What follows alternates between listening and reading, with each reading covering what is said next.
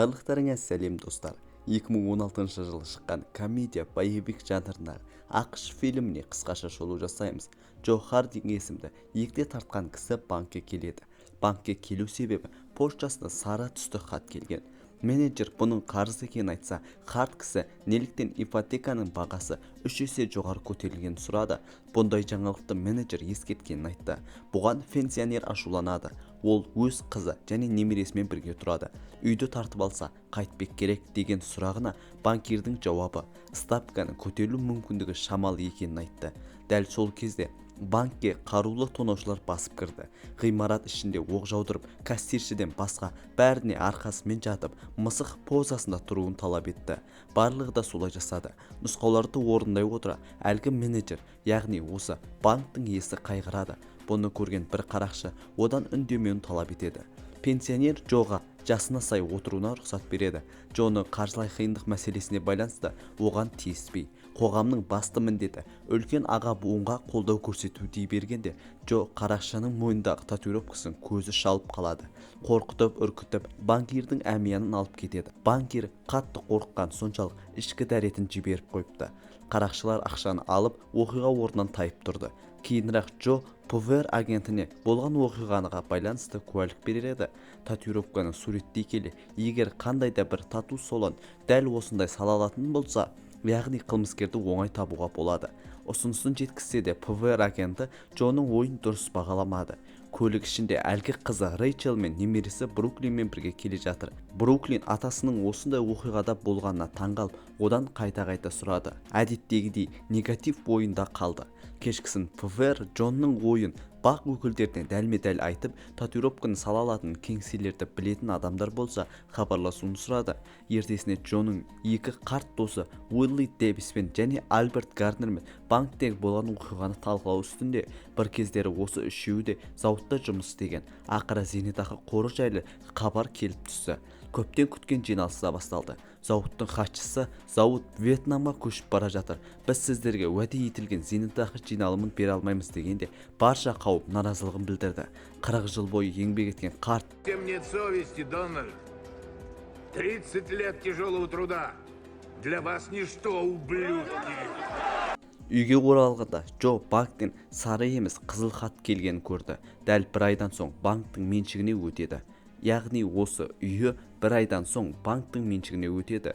Келесі кадрда Уиллге дәрігер бүйректі ауыстыру үшін донор қарастыру керек және сақтандыруға құйған аз ақша мен жасына байланысты трансплантацияның кезегінде ең соңғы орында тұрғандықтан донордың аурухана атынан пайда болуы іс жүзінде жоқ.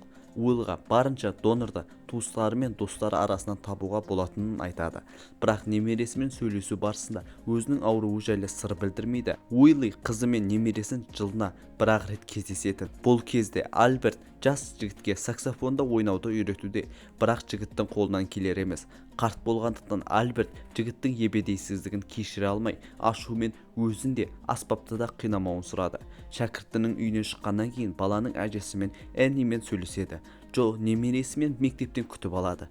Бруклин, мен өзім-ақ үйге бара аламын, не дегенмен жасым 14-те. Қыз атасынан биология пәнінен тесттің нәтижесін көрсетеді. Нәтижесі өте керемет. Және сол кезде атасына керемет оқуы үшін күшік әперем деген сөзін есіне салады.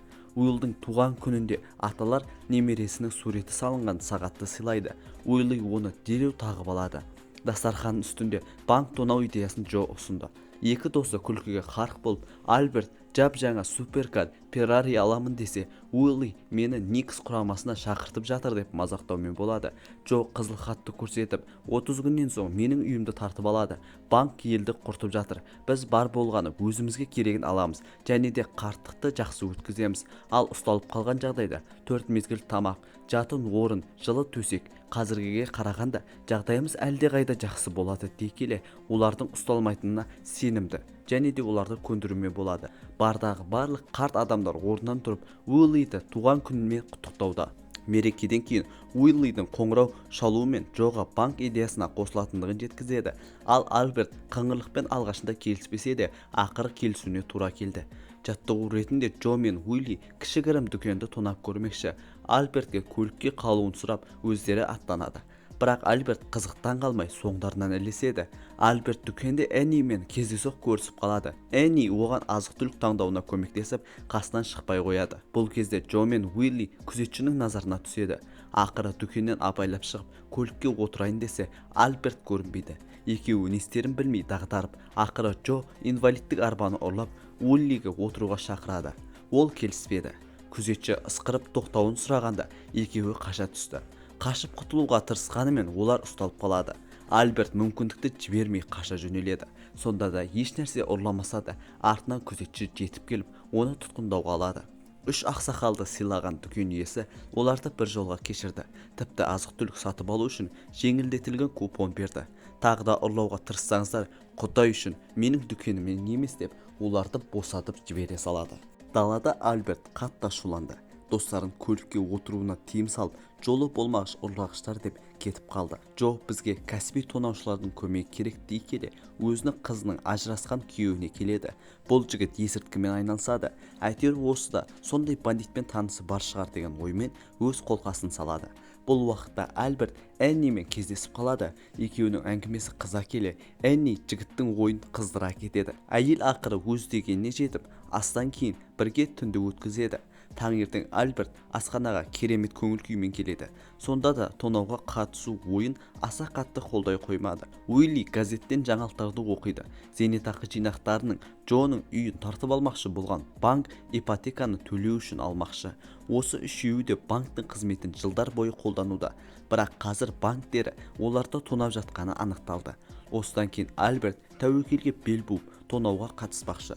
Олар үй жануарларын асыраушы, жұмыссыз, нағыз криминал өмірдің серкесі Хесусқа келеді. Оған түскен табыстың 25%-ын беруге және Хесусқа ешқандай басына мәселе әкелмеуге, өйткені олар бар жұмысты өз мойындарына алады.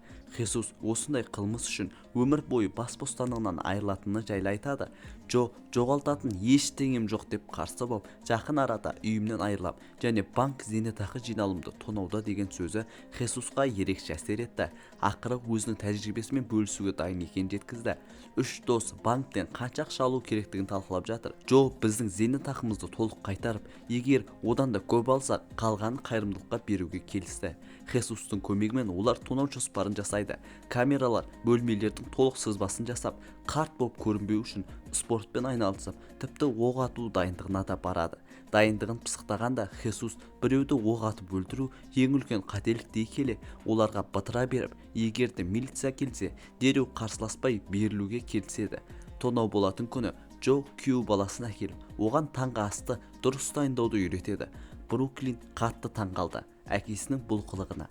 Кейінірек атасы немересіне енді бұдан былай сені мектепте әкең алып кетеді десе, қыз да әкесін өзіне жақындатып тартуға уәде беретіндігін айтады. Оны қатты құшақтайды. Күйеу баласы қайын атасының ойынан бас тартуға тырысқанымен, Джо менің мәселем тек менің мәселем деп жылы жауып, Бруклинге әкелік парызыңды дұрыс атқар дейді. Джо, Уилли, Альберт жәрмеңкеде қызметші киімін киіп, ерікті болып жұмыс істейді. Дәл осы сәтте үшеуі де киімдерін ауыстырып, ұрланған қоғамдық автобуспен банкке барады. Джо достарына ешкім зардап шекпес үшін батыраны тапсырады. Үшеуі кезіндегі сенаторлар Фрэнк Дин, Мартин, кіші Сэмми Дэвистің маскаларын киіп банкке кіреді. Аспанға оқ жаудырып, есіктерді жауып, адамдарға полға жатуына бұйырады. Кассирлерге чемоданды ақшаны толтыруды бұйырғанда, кенет бір қыз өзінің қуыршағын да ала кетеді деп ойлап, өз ойыншығын да ұсынады. Уилли баланы тыныштандыру үшін оған өзінің немересі жайлы айтады. Кенет қатты ауырып, еденге құлап түседі. Дем жетпей жатқанын түсінген қыз сәл болмағанда Уиллидің маскасын шешіп ала жаздады. Ол сондай-ақ Уиллидің қолындағы сағатта немересінің суреті барын байқайды. Қарақшылардың абыржуын көргенде қызметкерлердің бірі полицияны шақырту түймесіне басады. Менеджер банкир күзетшінің тапаншасын алып еденге жатуын бұйырады. Үш дос та менеджерге қоқан лоққымен жауап қатады. Шыдамаған банкир оқ жаудырады. Бірақ біреуі де болсын нысанаға тимеді. Альберт батыраның оғын менеджерге атып тисе де, оның жай ғана оқ екенін айтып есіне салады. Адамдарға 90-ға дейін санап, сосын орындарынан тұрып қозғалуға болатынын айтып, өздері кетіп қалады. Артынша милиция банкке жеткенде, үшеуі көліктен түсіп, өздерінің ұрлаған ақшасы 2,3 миллион екеніне көріп көзі жетеді. олар бөлініп әр жаққа кетіп қалады. Кешкісін достар сәтті тонауды тойлайды. Альберт саксофонның көркін қыздырады. Ән айтып, би билеп қуана қайтып бара жатқанда кілт Уилли қайтадан қатты ауырып қалады. Бұл кезде ФБР тексерісті бастап кетті. ФБРдің бастығы болып әлгі Джодан сұрақ жауап алған жігіт кенет камерадан тексеріп жатып, қыздың шешкен маскасына қарап, қылмыскердің афроамериканец екенін аңғарып, жасы егде тартқанын көреді. Джо мен Альберт Уиллидің ауруханасына келеді. Дәрігер Уиллиге шұғыл түрде бүйрек трансплантациясын өткізу керектігін жеткізеді. Осы уақытта Уилли жаңалықтардан тонау жайлы көреді. Банк менеджері журналистерге тонаушылардың жас әрі өте епті екенін айтып, барлық атқан оқтан сәтті құтылғанын айтады. Альберт Уиллиге трансплантация жайлы айтпағанына ренжіді және сөзін жалғастыра келе өзінің өкпесін беруге дайын екендігін жеткізді. ФБР басшысы тонауға қатысқандар арасындағылар егде жастағылар болуы әбден мүмкін екенін айтты. ФБРге супермаркет әкімшілігіне шақырып, үшеуінің қалай дүкенді тонамақ болған кадрды көрсетіп, осылардың жүріс-тұрысы дәл әлгі банк тонаушылардың іс-әрекетінен аумайтындығын айтады. Дүкен әкімшілігі осындай мәлімет үшін ФБРден қомақты сыйақы алды. Өз кезегінде ФБР Джо мен Альберт ұстады. Уилли жағдайына байланысты ауруханадан тергеу алынды. Үшеуінен де дәл тонау орын алған күні не істегенін сұрады. Олар қалай оянғаннан бастап жәрмеңкеде жұмыс жасағанына дейін айтады. Жәрмеңке күні бірге жұмыс жасаған адамдар да үшеуінің жағында куәлік етті. Альберттің айтуынша тонау кезінде әжетханада болған, оның іші қатты ауырған. Джо кассада билет сатумен болған, ал Уилли қорқыныш бөлмесінде қобыжықтың рөлін сомдап ойнаған. Тонаудан кейін цехта Альберт тапаншамен масканы өртеп жіберген. Содан кейін ашылған дәретхананың артына қайта кіріп, дәретхананың есігінен шыққан сәтте бейне бақылау камерасына түскен. Джо болса Хесусқа ақша салынған чемоданды берді, ал Уилли ұрланған көлікті орнына қайтарды. Олардың барлығы жәрмеңкеге қайта оралып, жұмысқа кірісті. ФБР басшысы бұның бәрінің өте күрделі екенін айтып, сонда да қылмыскерлер бір қатені жасап, бар ойдан құрған өтірігі ашылып қалады дейді. Ол Джо мен Альбертті Уилли жатқан ауруханаға апарады. Жанында тағы да басқа да күдіктілермен қоса бірге болады. Спортзалда бәрі бір кісіні күтуде. Қараса спортзалға әлгі қыз кіріп келді. Тыныштандыруға келген атаны табуға кіріседі. Әрқайсының жанынан өте шығып Уиллиге қарайды. ФБРдың күртесінен тартып, агент отқан кезде бұлардың арасынан әлгі қылмыскер жоқ екенін айтады. Агент өзіңе сенімдісің бе деген сұрағына оң жауап берді. Джо күлкісін жасыруға тырысады. Қыз үйіне қайтуын сұрайды. Агент амалсыздан келісті. Қыз Уиллиге қарап жымиды. Біраз уақыттан соң Хесус жаңа күшікті алып Джоның қасына жайғасады. Хесус күшіктің денсаулығының керемет екенін жеткізіп, оған өзінің 25% үлесін алмағанын айтады. Джо таңғалып, не үшін деген сұрағына қоғамның міндеті аға буынға қамқорлық көрсету екенін айтады. Джо жымиып, осы сөзді әлгі тонаушы айтқанын есіне алады. Оған әлгі мойнындағы татуировканың қайда екенін сұрайды. Сөйтсе, бұны әдейі жасаған. Қарт кісі ФБРдың басын татуировкамен айналдырып қойсын деген ишарамен жасалынған. Осы кезде мейрамханаға ФБР кіріп келді, ал Джо бұл жайлы үнсіз ескертеді. Джо Хесусты агентпен таныстырады. Агентке жәшікте өзінің жаңа күшігі барын жеткізеді. Агент қызықтап ішін көргісі келеді. Джо немересінің сыйлығы екенін айтады. Агент сенкіреп барып отырып күшікті көреді, бірақ дәл күшіктің төбесінде тұрған ақшаны көзі көрмеді. Оған сөз сөйлей бергенде күшік агентті қауып алады.